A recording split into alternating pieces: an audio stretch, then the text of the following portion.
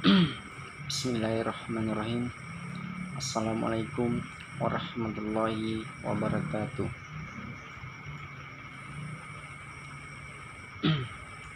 Puji syukur kita panjatkan kehadirat Allah Subhanahu wa Ta'ala yang telah memberikan kita kesempatan serta kesehatan sehingga masih bisa dipertemukan pada hari ini. Tak lupa pula kita kirimkan salawat dan taslim kepada Nabi kita Muhammad Sallallahu Alaihi Wasallam. Perkenalkan, nama saya Munir, NIM 183104198 dari kelas PJKRE 2018.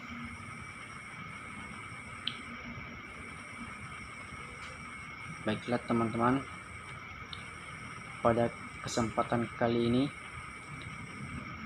saya ingin mencoba memaparkan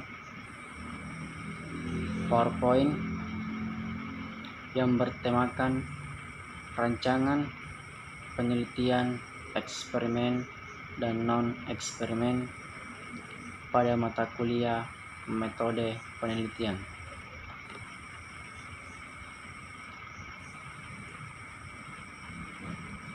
Baik, kita masuk ke pembahasan metode penelitian eksperimental atau rancangan percobaan.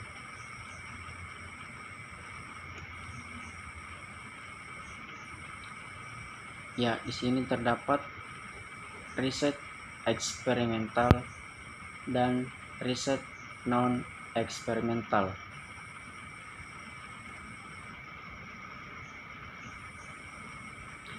Lanjut, penelitian eksperimental. Ada intervensi atau perlakuan dari peneliti, baru dampaknya diukur.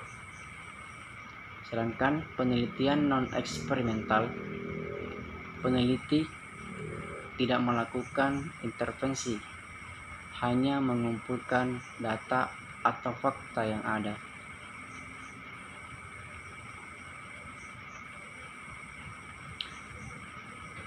Lanjut, eksperimental, kuasi eksperimental, dan non eksperimental.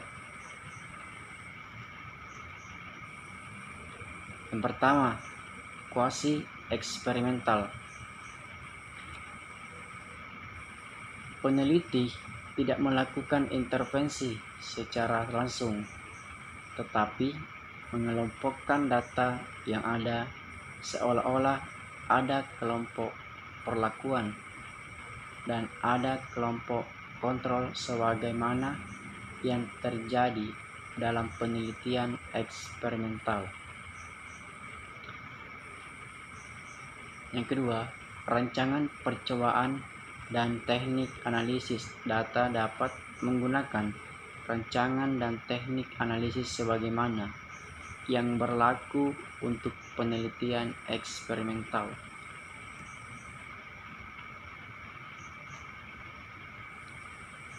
Slide selanjutnya, syarat hasil penelitian. Ada dua, yaitu yang pertama valid dan yang kedua reliable. Ya, lanjut. Yang pertama, validity. Validitas adalah ukuran kekuatan kesimpulan hasil penelitian.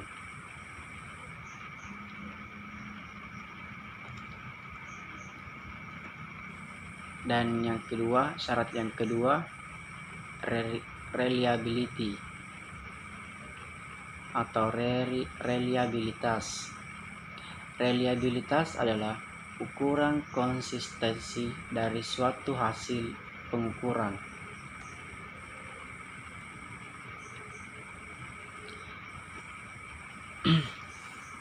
Selanjutnya, Metode penelitian terbagi menjadi dua, yaitu yang pertama pengambilan data, yang kedua analisis data.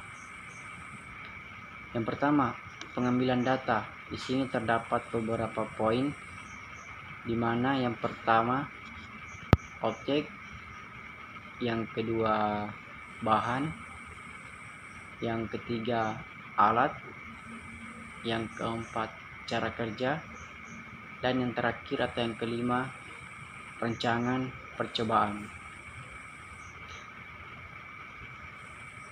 Yang kedua, analisis data. Juga terdapat beberapa poin, ada 2 poin, yaitu yang pertama analisis keilmuan dan yang kedua analisis statistik.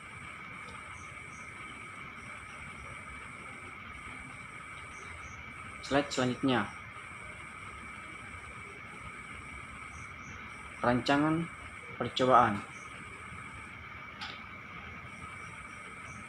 Desain eksperimen atau rancangan percobaan bertujuan untuk menentukan rencana pelaksanaan eksperimen yang tepat agar diperlakukan sebanyak-banyaknya dan berguna dalam melakukan penelitian persoalan yang akan dibahas.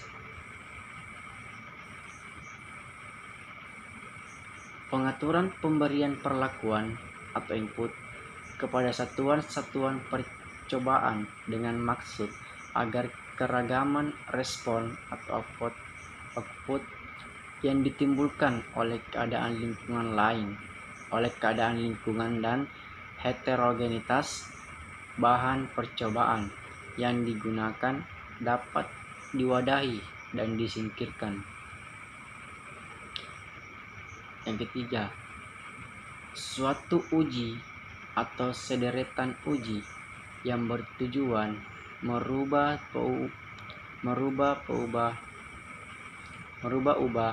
input menjadi suatu output yang merupakan respon dari percobaan tersebut.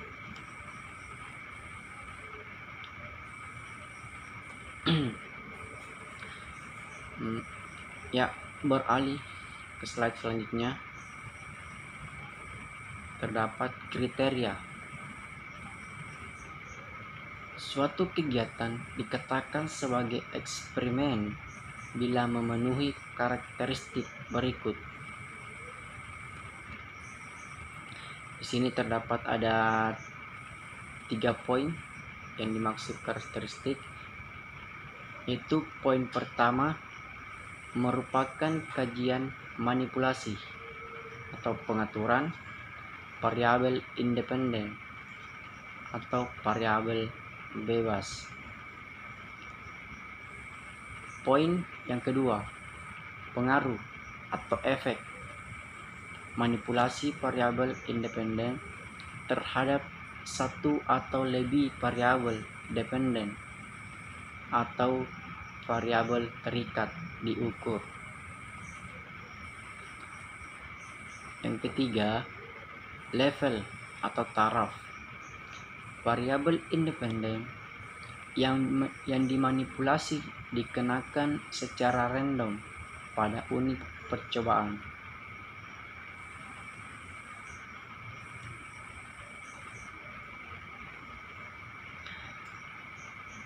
Lanjut, rancangan percobaan.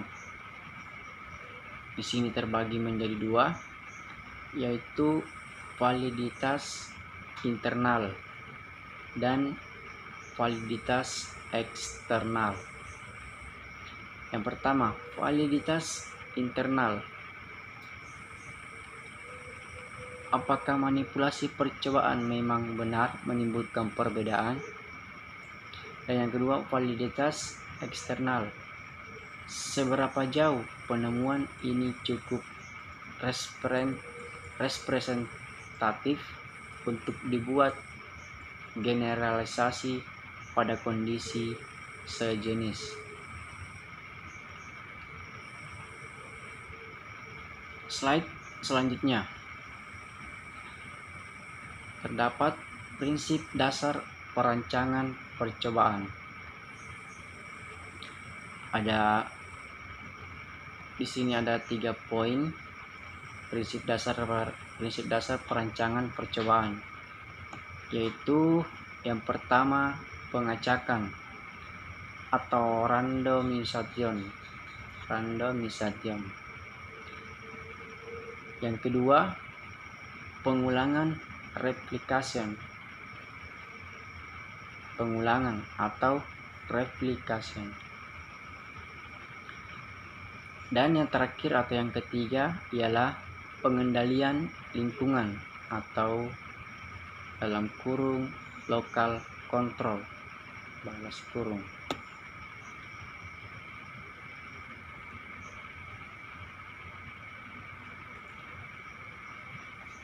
Slide selanjutnya, pengacakan.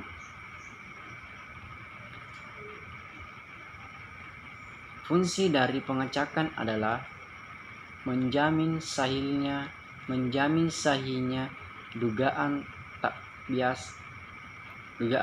bias dari galat percobaan dan nilai tengah perlakuan serta perbedaan di antara mereka. Pengacakan merupakan salah satu dari beberapa ciri modern perancangan percobaan yang muncul.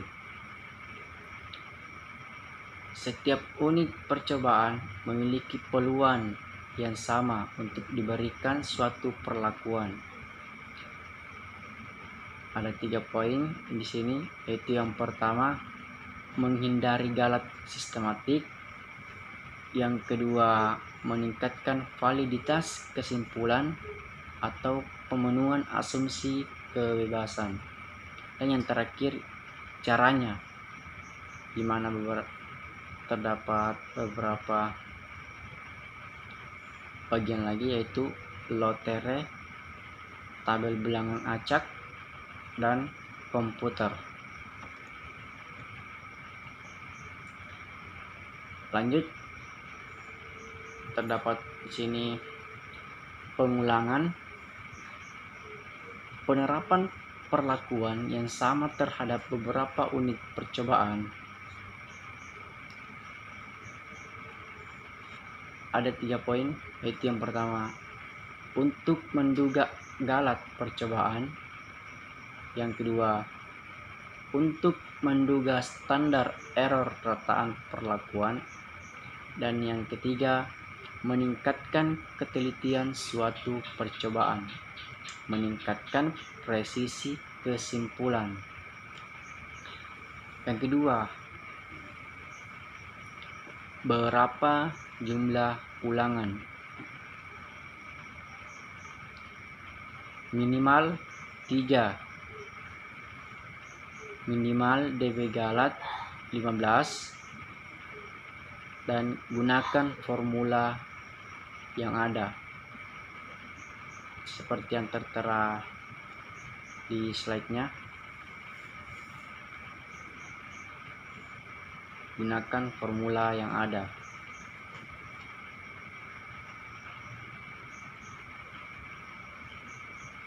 Lanjut, pengendalian lingkungan atau local control.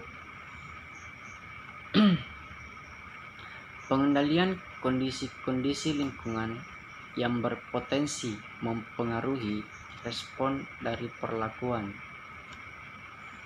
Strategi yang dapat dilakukan yaitu yang pertama, jika terkait dengan heterogenitas satuan percobaan atau strateginya ialah pengelompokan. Poin kedua, mengontrol pengaruh lingkungan atau selain perlakuan sehingga pengaruhnya sekecil dan seseragam mungkin.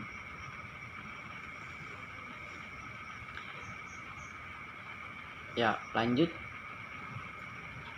Klasifikasi rancangan.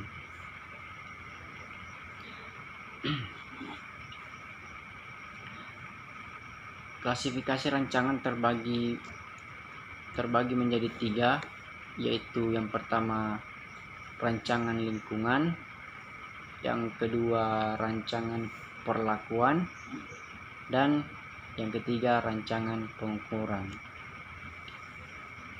Yang pertama, rancangan lingkungan berkaitan dengan bagaimana perlakuan tersebut ditempatkan pada unit-unit percobaan. Dalam kurung RAL, RAK, RBSL, dan LETIS. Yang kedua, klasifikasi yang kedua yaitu rancangan perlakuan. Berkaitan dengan bagaimana perlakuan tersebut dibentuk, dalam kurung faktorial, split plot, dan split block. Selanjutnya, klasifikasi yang ketiga yaitu rancangan pengukuran.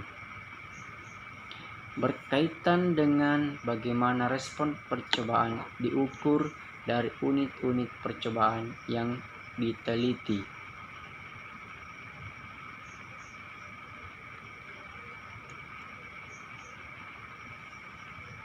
Beralih ke slide selanjutnya. Di sini terdapat pemilihan rancangan. Pemilihan rancangan ada 4 poin, yaitu yang pertama, mengatur dan mengontrol variabel dan kondisi percobaan secara utuh dan ketat, baik dengan manipulasi, randomisasi, dan kontrol. Poin yang kedua, membandingkan perlakuan dan kontrol secara nyata.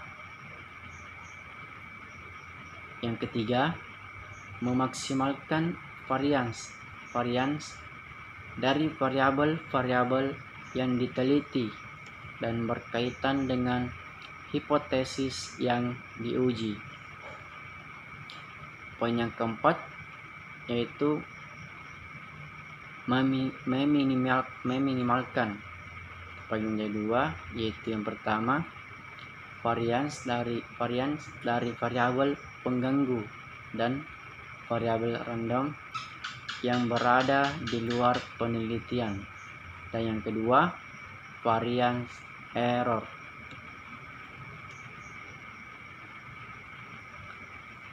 Slide selanjutnya, pengambilan data. Ada 4 bagian di sini, yaitu yang pertama berdasarkan setting, di mana setting itu setting lapangan, laboratorium, dan perpustakaan. Yang kedua, berdasarkan sumber data. Sumber data itu primer atau sekunder. Yang ketiga, berdasarkan teknik yang digunakan. Misalnya teknik observasi atau pengamatan dan pengukuran, teknik wawancara, dokumentasi, ataupun gabungan. Poin yang terakhir atau yang keempat yaitu dengan intervensi atau eksperimental. Tanpa intervensi atau non eksperimental.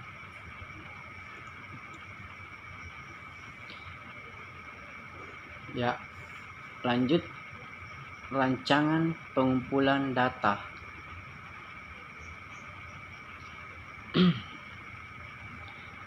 Pengumpulan data harus dibangkitkan dulu atau percobaan Yang kedua, langsung dikumpulkan atau survei. Terdapat pertanyaan, kenapa perlu? Untuk mendapatkan penduga yang tidak berbias. Yang kedua, untuk meningkatkan presisi kesimpulan. Dan yang ketiga, kesimpulan dapat digeneralisasi ke populasi target. Itulah jawaban dari pertanyaan tadi, kenapa perlu ada pengumpulan data.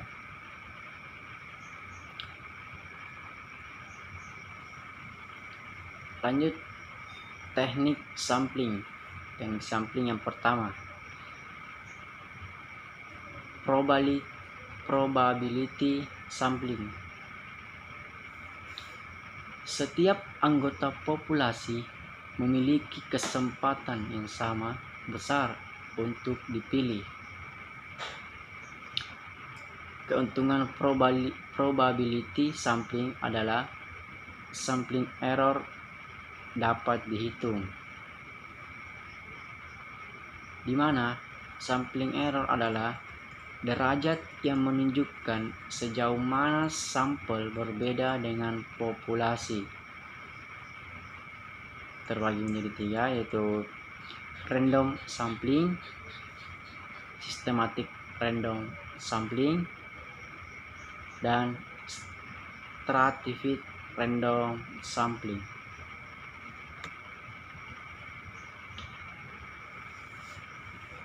Lanjut, teknik sampling 2, non-probability sampling. Anggota populasi memiliki kesempatan yang tidak sama besar untuk dipilih. Dalam non-probability sampling, derajat yang menunjukkan sejauh mana sampel berbeda dari populasi yang tidak dapat dihitung. Itu yang pertama, convenience sampling, judgment sampling, quota sampling, dan snowball sampling. Yang kedua, judgment sampling.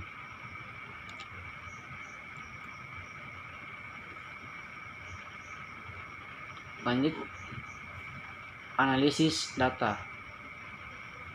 Di sini analisis data terbagi menjadi dua, di mana yang pertama adalah skala pengukuran data dan yang kedua rancangan percobaan.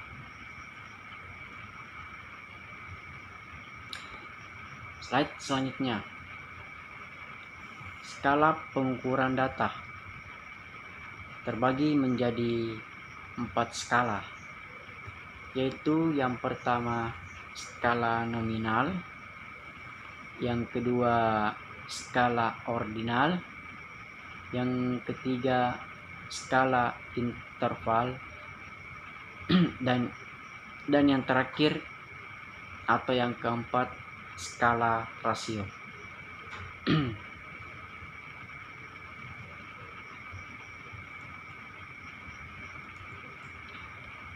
Skala pengukuran data.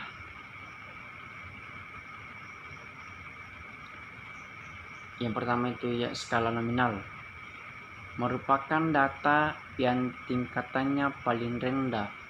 Data nominal hanya berupa kategori saja, misalnya jenis kelamin, agama, dan sebagainya.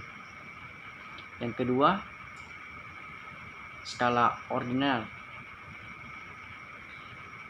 Data yang diukur menggunakan skala ordinal selain mempunyai ciri nominal, juga mempunyai ciri berbentuk peringkat atau jenjang.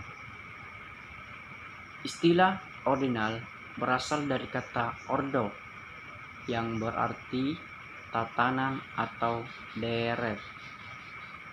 Misalnya tingkat pendidikan, nilai ujian dalam huruf. Yang ketiga, skala interval. Data yang diukur menggunakan skala interval selain mempunyai ciri nominal dan ordinal, juga mempunyai ciri interval yang sama. Misalnya, nilai ujian dalam angka, suhu, dan sebagainya. Skala yang terakhir, skala rasio, merupakan skala pengukuran data yang tingkatannya paling tinggi. Selain mempunyai ketiga ciri dari skala pengukuran di atas, juga mempunyai nilai nol yang bersifat mutlak atau absolut. Misal, umur, berat, pendapatan, dan sebagainya.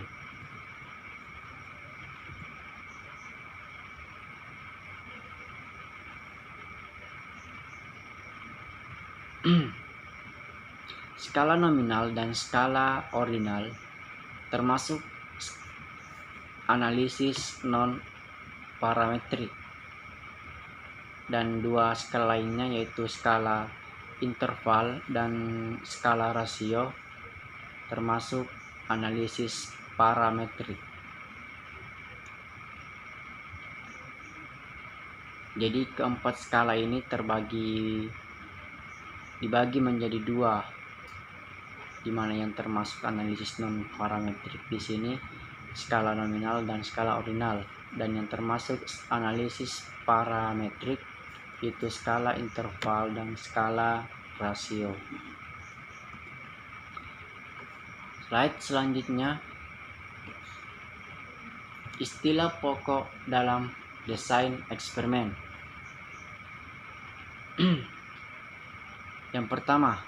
Istilah yang pertama, unit eksperimen.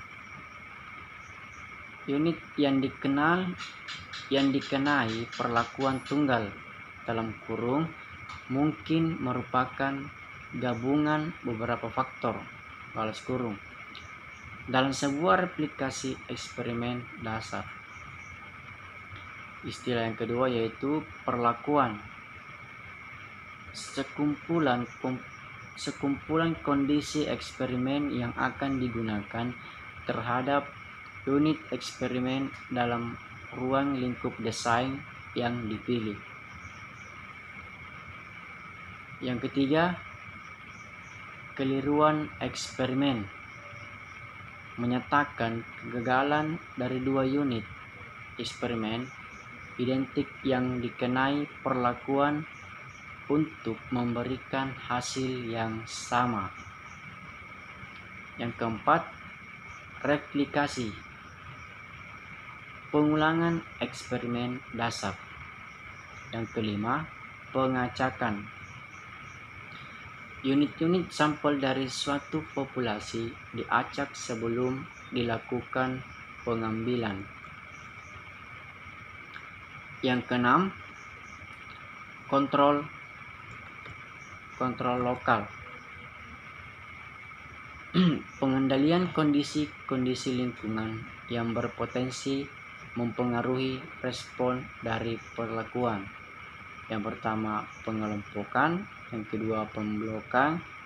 Yang ketiga, penyeimbangan. Yang pertama, pengelompokan.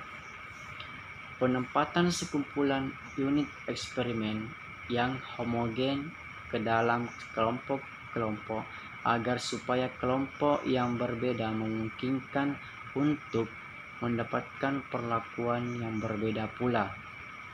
Yang kedua, pemblokan. Pemblokan unit-unit eksperimen ke dalam blok sedemikian sehingga unit-unit dalam blok secara relatif bersifat homogen, sedangkan sebagian besar dari variasi yang dapat diperkirakan di antara unit-unit telah baur dengan blok. Yang ketiga, penyeimbangan. Usaha memperoleh unit-unit eksperimen usaha pengelompokan, pemblokan, dan penggunaan perlakuan terhadap unit-unit eksperimen sedemikian rupa sehingga dihasilkan suatu konfigurasi atau formasi yang seimbang.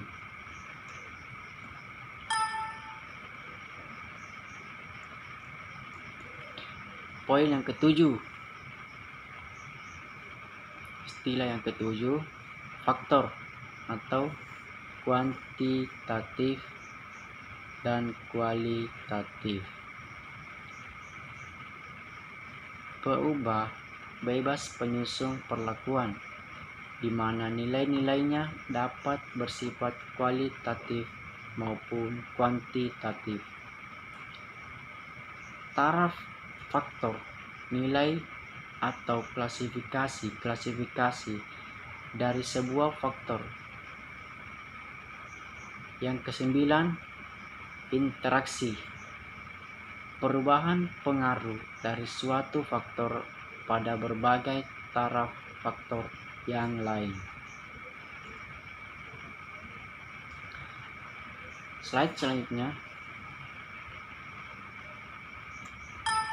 atau slide yang terakhir, desain eksperimen. Jenis-jenis desain eksperimen atau rancangan percobaan dapat digolongkan atau dikelompokkan berdasarkan rancangan dasar, lingkungan, dengan berbagai kombinasi pola percobaan. Misal yang pertama, jumlah faktor yang diujikan. Yang kedua, keseimbangan jumlah ulangan. Dan yang terakhir, yang ketiga, pengacakan di lapangan.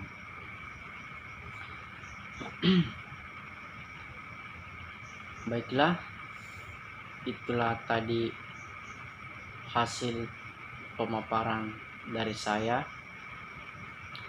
tentang rancangan penelitian, eksperimen dan non-eksperimen pada mata kuliah metode penelitian. Jika ada kekurangan, salah kata, mohon dimaafkan. Assalamualaikum warahmatullahi wabarakatuh. Terima kasih.